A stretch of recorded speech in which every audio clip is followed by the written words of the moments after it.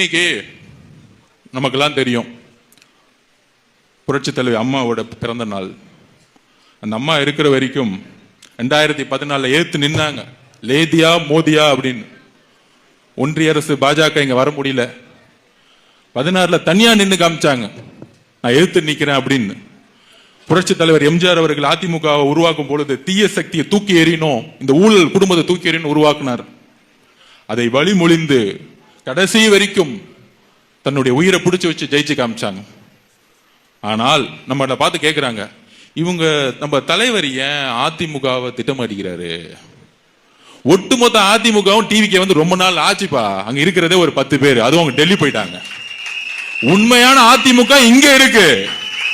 அண்ணன் செங்கோட்டையன் அண்ணன், ஜெயசிடி பிரபாகரன் அண்ணன், BS பாபு அண்ணன், உண்மையான அண்ணன். இப்ப கூட சேர்ந்தாரு ஸ்பீக்கர் தனபாலனுடைய மகன், எங்கிருந்து வந்தார்?